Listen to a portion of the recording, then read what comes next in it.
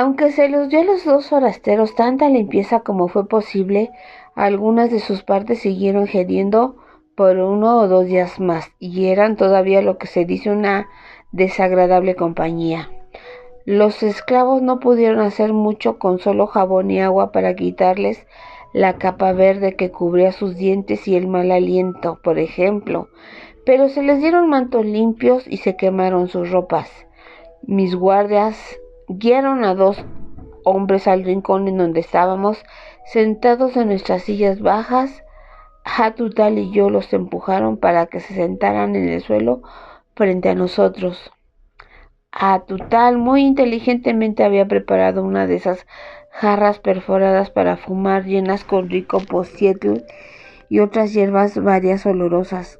Cuando él hubo encendido esa mezcla, los dos metimos nuestras cañas por los agujeros y aspiramos, dejando salir nubes de humo aromático, con el fin de formar una cortina de color para resguardarnos del mal olor de los sujetos a quienes íbamos a entrevistar. Cuando los vi temblando, supuse que sería por el frío causado por sus cuerpos al secarse, o quizás ante el choque estremecedor al haber recibido un baño.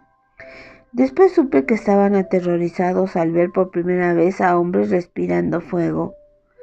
Bien, si a ellos no les gustaba nuestro aspecto, a mí no me gustaba en absoluto el suyo. Sus rostros estaban todavía más pálidos desde que había perdido varias capas de mugre incrustada, y la piel que se veía a través de sus barbas no era de una complexión lisa como la de nosotros. Uno de los hombres tenía la cara toda picada, como si hubiera sido un pedazo de roca volcánica, y la del otro estaba llena de granitos, bolas, pústulas, etc. Cuando yo supe lo suficiente de su idioma como para hacer una pregunta discreta sobre eso, se encogieron de hombros indiferentemente y dijeron que casi toda la gente de su raza, hombres y mujeres por igual, sufrían alguna vez en su vida las pequeñas viruelas. Algunos morían de esa enfermedad, nos dijeron, pero la mayoría no sufría más que esa desfiguración facial, y puesto que la mayoría estaba igualmente afectada por eso, no sentían que fuera denigrante para su belleza. Quizás ellos no, pero yo sí pienso que es una de las cosas más desagradables a la vista, o por lo menos lo pensé en aquellos momentos. Hasta nuestros días, cuando ahora tanta gente de mi propia raza se ve desfigurada por estos granos como piedras volcánicas, trato de no retroceder ante su vista. Usualmente empezaba a aprender algún lenguaje extranjero apuntando a los objetos que se hallaban cerca de mí y animando a las personas que hablaran sus lenguajes a decirme los nombres que ellos los conocían. Había una muchacha esclava en esos momentos que acababa de servirnos nuestro chocolate a Hatutal y a mí, así que la detuve y la traje levantándole la falda. Apunté a sus partes femeninas y dije lo que ahora sé que es la palabra menos apropiada en español. Los dos forasteros parecieron sorprenderse mucho y apenarse un poco. Luego apunté a mi propio corchete, que ahora sé que es la mejor palabra para decirla en público, aunque yo dije otra. Entonces yo fui el que me sorprendió mucho. Los dos se enconcharon hasta sus pies mirándome con ojos muy abiertos y aterrados. Entonces comprendí su pánico y no pude evitar el soltar una carcajada. Obviamente pensaron que si podía mandar restregarlos con tanta facilidad, también podía dar la orden de que los castraran por haberse aprovechado de las mujeres de la localidad. Todavía riéndome, negué con mi cabeza y les hice gestos para que se sosegaran. Apunté a la horquilla de la muchacha y la de mi corchete y dije tepili y tepuli. Después, apuntándome a la nariz, dije yacatl. Los dos dieron signos de haber descansado y asintieron el uno al otro comprendiendo. Uno de ellos, apuntando, dijo también nariz. Ellos dieron muestras de quitarse un gran peso de encima y empezaron a enseñarme el último y nuevo lenguaje que jamás hubiera tenido necesidad de conocer. Esa primera sesión no terminó hasta que ya había oscurecido y cuando ellos empezaron a quedarse dormidos entre las palabras. Sin duda su vigor se había visto menguado por el baño, quizás el primero en toda su vida. Así es que dejé que volvieran a sus cuartos dando traspiés para poder dormir. Sin embargo, los desperté muy temprano la mañana siguiente y después de recibir su olor les di a escoger entre bañarse ellos mismos o ser restregados a la fuerza otra vez.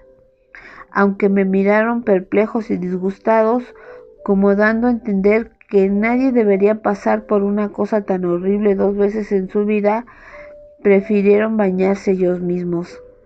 Desde entonces lo hicieron diariamente cada mañana y aprendieron a hacerlo tan bien que para entonces yo ya me pude sentar con ellos durante todo el día y sentirme muy cómodo. Así es que nuestras sesiones duraban desde la mañana hasta la noche e incluso intercambiábamos palabras mientras comíamos los alimentos traídos por los sirvientes del palacio. Debo también mencionar que los huéspedes finalmente empezaron a comer carne una vez les pude explicar a qué animales pertenecían. Algunas veces para premiar su colaboración como maestros, otras para reanimarlos cuando se quejaban continuamente por lo cansados que estaban, les daba una taza o dos de refrescante Oakley. Entre los varios regalos para los dioses que mandó Moctezuma, yo había llevado varias jarras del mejor Oakley y fue el único de sus muchos regalos que yo les ofrecí. La primera vez que lo probaron hicieron gestos, dijeron que era cerveza fermentada, sea lo que eso signifique, pero muy pronto les gustó y una noche deliberadamente hice el experimento de dejarles tomar lo que quisieran. Fue muy interesante para mí comprobar que ellos se pusieron tan desagradablemente borrachos como cualquiera de nuestra gente. Conforme pasaban los días y yo extendía mi vocabulario, supe muchas cosas y la más importante fue esta. Los forasteros no eran dioses sino hombres, hombres ordinarios, aunque sin embargo con una apariencia extraordinaria. No pretendieron ser dioses, ni siquiera algún tipo de espíritus preparando el camino para la llegada de sus dioses maestros.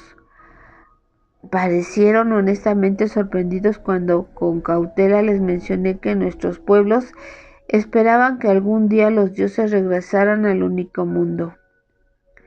Me aseguraron ansiosamente que ningún dios había caminado por este mundo desde hace más de 1005 años y ellos me hablaron de ese Dios como si fuera el único Dios.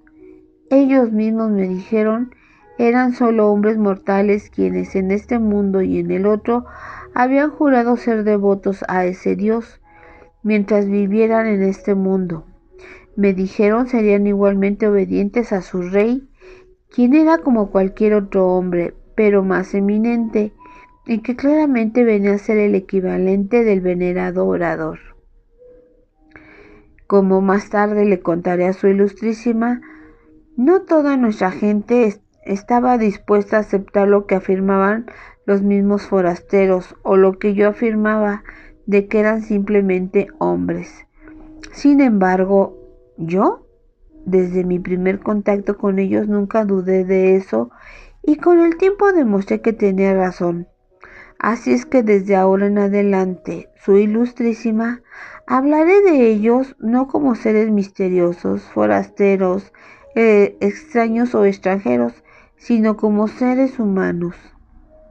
El hombre que tenía los granitos y llagas era Gonzalo Guerrero, comerciante en madera y carpintería. El hombre con la cara picada era Jerónimo de Aguilar, un escribano profesional como los reverendos frailes que están aquí. Puede ser que hasta alguno de ustedes lo haya conocido en algún tiempo, porque me contó que su primera ambición había sido ser sacerdote de su Dios y que había estudiado por un tiempo en un caquelmac o como ustedes le llaman a sus escuelas para sacerdotes. Los dos habían llegado, según me dijeron, de una tierra que está hacia el este y más allá del océano. Yo ya lo había supuesto, pero no pude comprender más, aunque ellos me dijeron que esa tierra se llamaba Cuba y que esta era solo una colonia de la nación mucho más grande y que estaba todavía más distante hacia el este, llamada España o Castilla, en donde con mucho poder su rey gobierna todos los dominios españoles que se extienden hasta muy lejos. Esa España o Castilla, dijeron ellos, era una tierra en donde todos, hombres y mujeres, eran de piel blanca, excepto unas cuantas personas inferiores que ellos llamaban moros, cuyas pieles eran totalmente negras.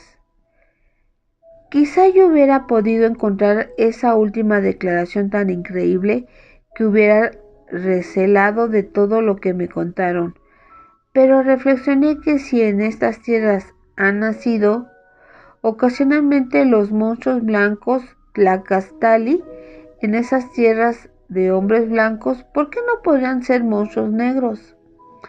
Aguilar y Guerrero me explicaron que habían llegado a nuestras playas solo por mala suerte.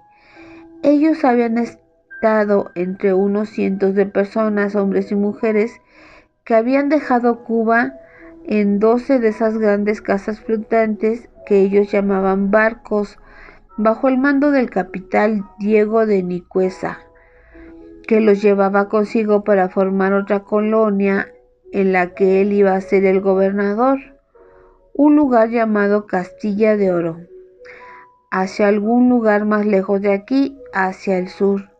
Sin embargo, la expedición había tenido mala suerte y ellos se inclinaban a culpar de ello al cometa en cola. Una fiera tormentosa había dispersado los barcos y el que los llevaba a ellos acabó finalmente encallando entre unas rocas puntiagudas que rompieron su fondo, lo giraron y lo hicieron hundirse. Solo Aguilar, Guerrero y otros hombres pudieron arreglarse para poner a flote otra embarcación, una especie de larga canoa que el barco llevaba para sus emergencias. Para su sorpresa, la canoa no estuvo mucho tiempo en el mar antes de que éste la arrojara a las playas de esta tierra.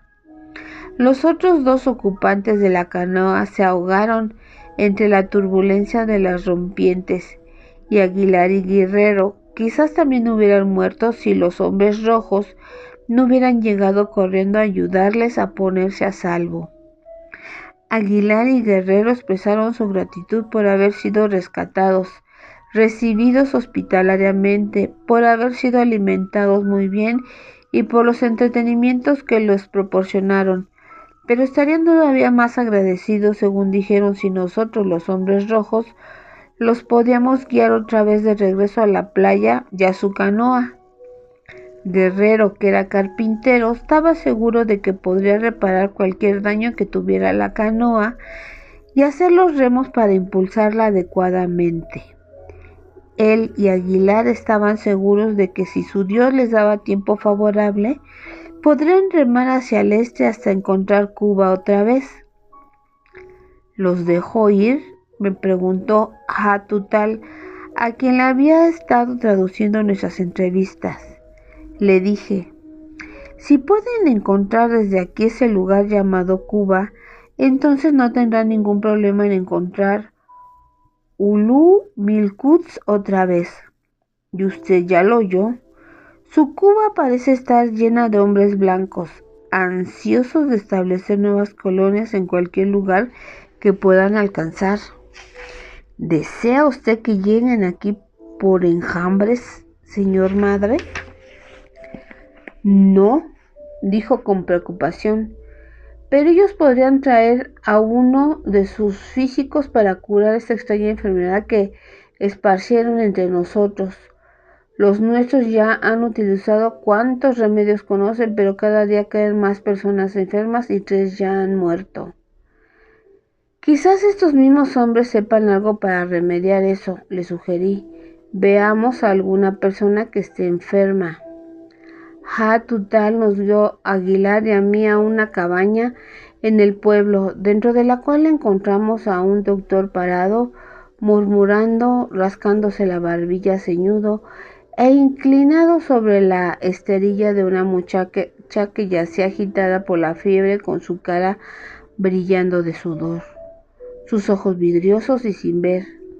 Aguilar se sonrojó al recordarla como una de las mujeres que habían visitado a Guerrero en sus cuartos. Él dijo muy despacio para que yo pudiera entenderle: siento deciros que ella tiene las viruelas pequeñas, ¿veis?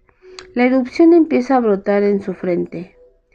Traducí sus palabras al físico, quien le miraba con recelo profesional, pero dijo: pregúntele qué tratamiento siguen sus médicos. Así lo hice, pero Aguilar solo se encogió de hombros y dijo: ellos rezan. Evidentemente son gente muy retrasada, gruñó el doctor, pero añadió: pregúntele a qué Dios. Aguilar dijo: pues al Señor Dios. Eso no ayudaba en lo más mínimo, pensé yo, pero le pregunté: ¿rezan en alguna forma ese Dios que nosotros podamos imitar? Él trató de explicarlo, pero la exposición era demasiado complicada para lo poco que sabía de su lenguaje. Así es que nos indicó que era mucho más fácil demostrárnoslo, y los tres, a Tutal, el físico y yo, le seguimos apresuradamente al patio de palacio. Él corrió a sus cuartos cuando todavía nosotros estábamos a cierta distancia y regresó con algo en cada mano. Una de esas cosas era una cajita con una tapa muy apretada que Aguilar abrió para mostrarnos su contenido.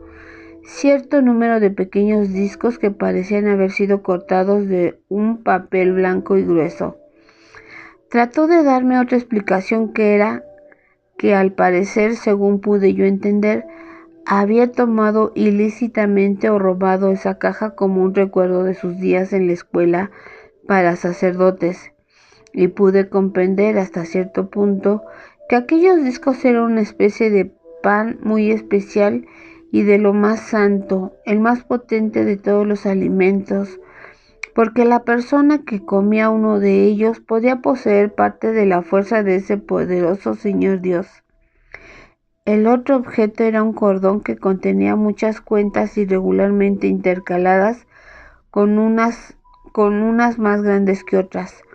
Todas eran de una sustancia azul que nunca antes había visto, tan azules y duras como la turquesa, pero tan transparentes como el agua. Aguilar empezó con otra explicación compleja que lo único que entendí fue que cada cuenta representaba una oración.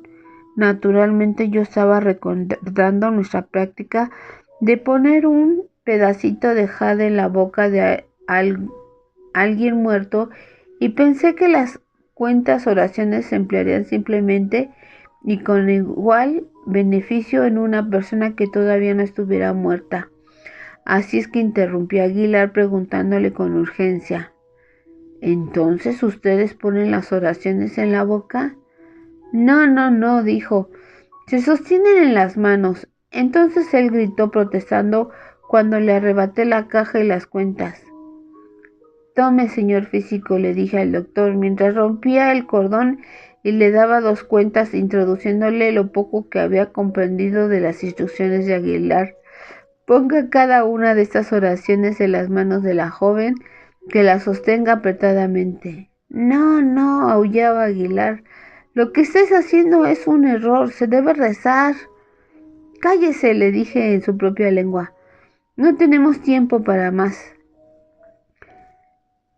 Desmañanadamente tomé uno de esos papelitos de pan que estaban en la caja y me lo puse en la boca. Sabía como a papel y se disolvió en la boca sin necesidad de que yo lo masticara. No sentí que instantáneamente surgiera en mí una fuerza de Dios, pero por lo menos me di cuenta de que el pan podría alimentar a la muchacha aún en su estado medio inconsciente. No, gritó Aguilar otra vez cuando me tragué la cosa aquella. Eso es imperdonable. Usted no puede recibir el sacramento. Él me miró con el mismo horror que veo ahora en el rostro de su ilustrísima. Siendo mucho el haber sido tan impulsivo, Pero recuerde que en aquel entonces yo solo era un pagano ignorante que se preocupaba y se apuraba por salvar la vida de aquella muchacha. Tomé algunos de los pequeños discos y los puse en la mano del doctor diciéndole: esto es comida del Dios, comida mágica y fácil de ingerir. La pude poner dentro de la boca de la muchacha sin ningún riesgo de que vaya a convulsionarse. Él se fue corriendo tanto como su propia dignidad se lo permitía, más o menos como lo acaba de saber su ilustrísima. Amistosamente puse una de mis manos sobre el hombro de Aguilar y le dije: perdóneme que haya tomado eso de sus manos, pero si la muchacha se cura le será reconocido y será muy honrado por estas gentes. Ahora busquemos a Guerrero para sentarnos a charlar. Quiero saber más sobre su gente. Había muchas cosas que deseaba saber de Jerónimo de Aguilar y de Gonzalo Guerrero, pues para entonces ya podíamos conversar pasablemente, y aunque lo hacíamos con poca fluidez, ellos a su vez sentían una curiosidad similar por saber muchas cosas de estas tierras. Me hicieron varias preguntas que pretendí no entender. ¿Quién es vuestro rey?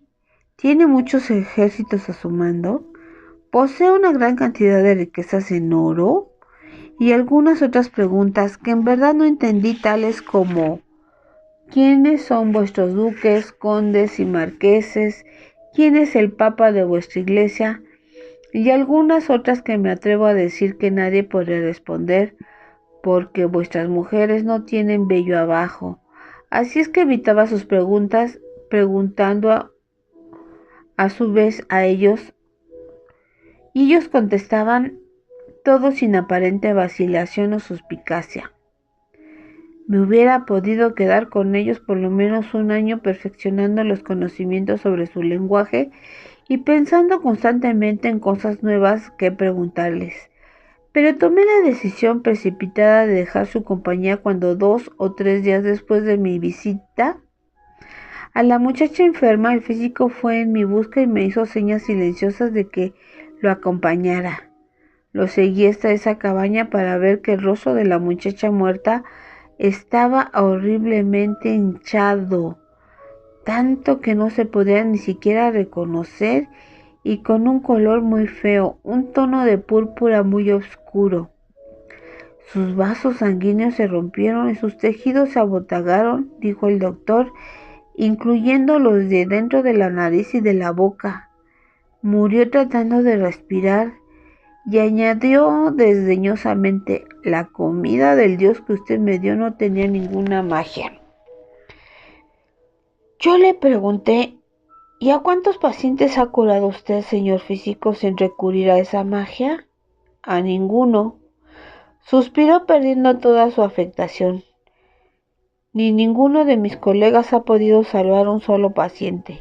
Algunos han muerto así por asfixia, otros por un chorro de sangre que les llega a la boca y a la nariz, y algunos más delirando por la fiebre. Temo que todos morirán y lo harán de forma miserable. Mirando los restos horrorosos de lo que había sido una vez una muchacha bastante bonita, le dije: esta muchacha, ella misma me dijo que solo una hembra buitre podía tener placer con esos hombres blancos. Ella debió de haber tenido una verdadera premonición, porque ahora los buitres se sentirán muy contentos de engullir su carroña, y ella murió a causa de los hombres blancos. Cuando regresé a palacio y le conté eso a Hatutal, él me dijo enfáticamente: no quiero más aquí a esos extranjeros enfermos y sucios. Yo no estaba muy seguro si sus ojos viscos me estaban mirando a mí o detrás de mí, pero indiscutiblemente que lo hacían con ira. ¿Los dejó ir en su canoa o se los lleva usted a Tenochtitlán? Ninguna de las dos cosas, le dije, ni tampoco los va usted a matar, señor madre, no por lo menos sin permiso de Moctezuma. Le sugiero que se deshaga de ellos regalándolos como esclavos. Regáleselos a esos jefes de tribus que están bastante lejos de aquí, Jefes que se puedan sentir muy halagados y honrados con esos regalos. Ni siquiera el venerado orador de los mexicas tiene un esclavo blanco. Sí, dijo Hatutal pensativamente. Hay dos jefes que particularmente no me gustan y de quienes desconfío, y no sentiría ni la menor pena si los hombres blancos les atrajeran miserias. Me miró más amablemente. Pero usted fue enviado hasta acá, campeón Ekmuyal, para ver a los forasteros. ¿Qué va a decir Moctezuma cuando usted regrese con las manos vacías? No completamente vacías, respondí. Por lo menos me llevaré la caja con la comida del dios y las pequeñas oraciones azules. Hice muchas cosas que puedo decir a Moctezuma.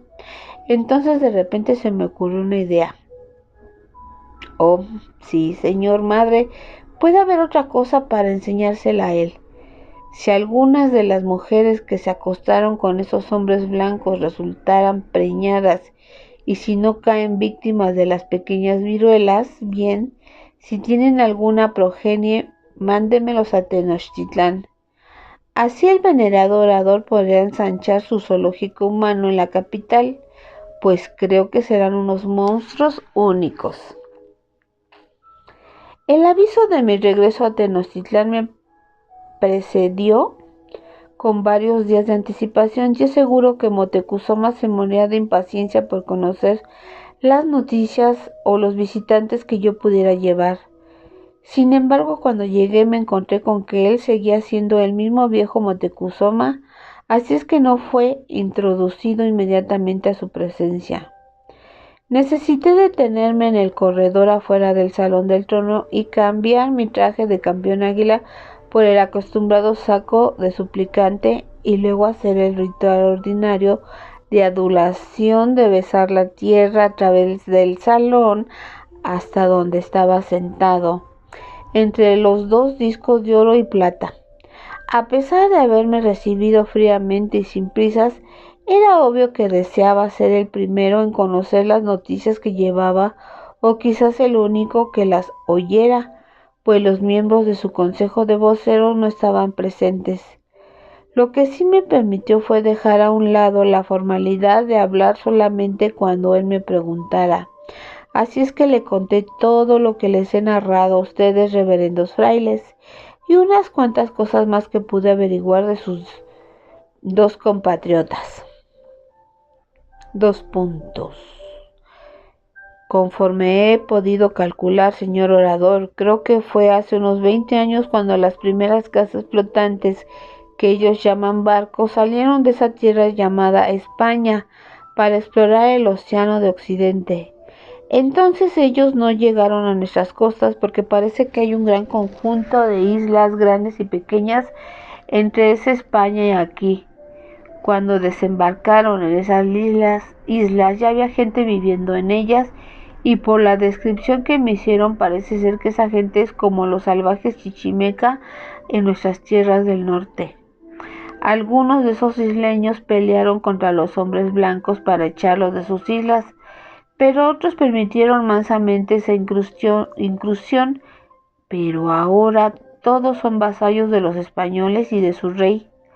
O sea que durante esos 20 años los hombres blancos han estado muy ocupados en colonizar esas islas, despojando a los nativos de sus recursos y traficando entre islas y su tierra España.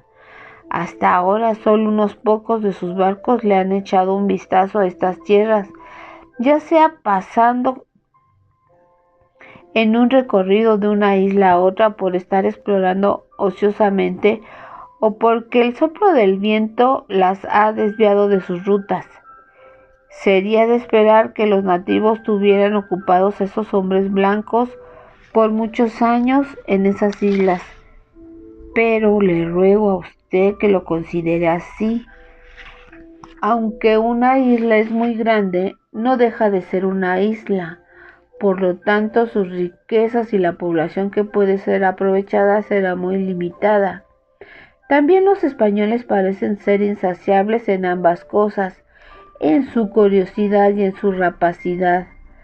Para estas fechas ellos ya están buscando más allá de esas islas nuevos descubrimientos y nuevas oportunidades. Tarde o temprano su búsqueda los traerá a estas tierras. Entonces sucederá lo que el reverendo orador Nezahualpilli ya dijo, una invasión a la que todos nosotros debemos prepararnos de la mejor forma. ¿Preparar?, gritó Moctezuma, seguramente al sentirse aguijoneado por recordar cómo Nezahualpilli había sostenido su promesa al ganar el partido en el juego de Tlachtli. Ese viejo tonto solo está preparando para sentarse y quedarse allí sentado. Ni siquiera me ha ayudado una sola vez a hacer la guerra a los insufribles tezcalteca. No le quise recordar lo demás que había dicho Nezahualpilli, que todos nuestros pueblos deberían cesar sus enemistades pasadas y unirnos contra esa invasión inminente. Usted dice invasión, continuó Moctezuma, pero también dice que esos dos forasteros llegaron sin armas y totalmente indefensos. Si es que hay una invasión, significa que esa será inusualmente pacífica. Yo le dije, no me confiaron la clase de armas que ellos perdieron al hundirse su barco. Quizás ni siquiera necesiten armas en lo absoluto, por lo menos no la clase de armas que nosotros conocemos, si pueden infligirnos una enfermedad a la que ellos son inmunes. Sí, en verdad que esa sería un arma potente, dijo Moctezuma, un arma que solo puede ser reservada a los dioses. ¿Y usted todavía insiste en que no son dioses? Meditando miró la cajita y su contenido. Ellos traían la comida del dios. Tomó las cuentas azules. Ellos traían las oraciones más palpables y hechas de una piedra misteriosa. Y con todo eso, ¿usted todavía insiste que no son dioses? Sí, mi señor. Se emborracharon como lo hacen los hombres y se acostaron con mujeres igual que los demás hombres. ¡Ay!, me interrumpió triunfalmente. Las mismas razones por las que el dios Quetzalcóatl se fue lejos de aquí. De acuerdo con todas las leyendas, una vez sucumbió y se emborrachó y cometió una mala acción sexual y de la vergüenza abdicó como jefe de los tolteca. Y también de acuerdo con las leyendas, dije, en el tiempo de Quetzalcóatl, estas tierras estaban perfumadas por flores por todas partes y cada soplo del viento parecía dulces fragancias. El aroma que despedían esos dos hombres que yo conocí haría que se desmayara el dios del viento. Y pacientemente seguí insistiendo, los españoles no son más que hombres, mi señor. Solo se diferencian en nosotros en que tienen la piel blanca, tienen mucho pelo y son más altos que nuestra altura normal. Las estatuas de los tolteca en Tolán son mucho más altas que cualquiera de nosotros, dijo Moctezuma tercamente, y cualquiera que haya sido los colores con que los pintaron ya no son perceptibles. Y por todo lo que nosotros sabemos, los tolteca eran de piel blanca. Yo exhalé un fuerte suspiro de exasperación, aunque él no prestó atención a eso. Haré que nuestros historiadores investiguen en cada papel archivado, así podremos encontrar y saber cómo eran exactamente los tolteca. Mientras tanto, haré que nuestros más grandes sacerdotes pongan esa comida del dios en un recipiente mucho más fino y que lo lleven reverentemente a Tolán y lo pongan en donde se encuentran esas esculturas tolteca. Señor orador, le dije, en varias de mis conversaciones con esos dos hombres blancos les mencioné repetidamente varias veces el nombre de tolteca y ese no significó nada para ellos. Él dejó caer su mirada en la comida del dios y en las cuentas y luego sonrió de manera verdaderamente victoriosa. ¿Ya lo ve? Naturalmente que ese hombre no significaría nada para un tolteca genuino. Nosotros los llamamos maestros artesanos, porque no sabemos cómo se llamaban a sí mismos. Bueno, por supuesto que él tenía razón y yo me sentí muy cortado. No pude pensar en nada adecuado con qué replicar a eso, así que solo murmuré. Dudo mucho de que ellos se llamaran a sí mismos españoles. Esa palabra, como todo su lenguaje, no guarda ninguna relación con ninguna de las lenguas que yo he conocido en cualquier parte de estas tierras. Campeón Measley, dijo él, esos hombres blancos pueden ser, como usted dice, seres humanos y ser simples hombres, y también los toltecas, descendientes de aquellos que desaparecieron desde hace tanto tiempo. Ese rey del que ellos hablaron muy bien puede ser el dios Quetzalcóatl, que se exilió a sí mismo. Puede estar listo en estos momentos, preparando su regreso como él lo había prometido, esperando más allá del mar a que sus súbditos, los toltecas, le informen si nosotros estamos satisfechos con su regreso. ¿Y estamos satisfechos con su regreso, mi señor?, le pregunté descaradamente. ¿Está usted satisfecho de eso? Porque el regreso de Quetzalcóatl despojará de su gobierno a todo gobernante en estas tierras, desde los venerados oradores hasta el más bajo jefe de tribu. Él será el gobernante supremo. Moctezuma puso una expresión de piadosa humildad. Ese Dios, cuando vuelva, seguramente será muy agradecido con aquellos que preservaron y aún ensancharon sus dominios, y sin duda él hará evidente esa gratitud. Si él me concediera tan solo formar parte de su congreso de voceros, me sentiría altamente honrado como ningún otro ser humano lo haya sido nunca. Yo le dije, señor orador, yo ya he cometido errores antes. Puede ser que me equivoque de nuevo al creer que esos hombres blancos no son dioses, ni son los enviados de ningún dios. Pero ¿no estará usted cometiendo un error todavía más grande al suponer que ellos son dioses? ¿Suponer? Yo no lo supongo, me contestó con severidad. No estoy diciendo si un dios llega o no, como usted está impetuosamente asegurando. Se levantó derecho y casi me gritó. Yo soy el venerado orador, el único del Hueytlatuani del único mundo, y no digo esto o aquello, o sí o no, son dioses u hombres, hasta que no haya examinado, observado, esperado y tenido una certeza.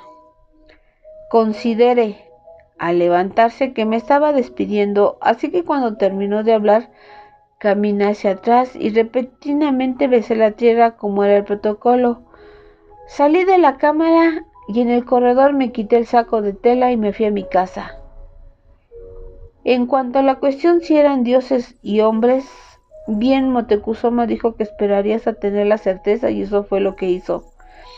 Esperó y esperó demasiado, y aun cuando ya no importaba más, él todavía no tenía la certeza. Y como él esperó indeciso, al fin murió en desgracia, y la última orden que él trató de dar a su pueblo fue igualmente incierta. Yo lo sé, porque yo estaba allí, y oí la última palabra que Moctezuma dijo en su vida. Mixcha, esperen.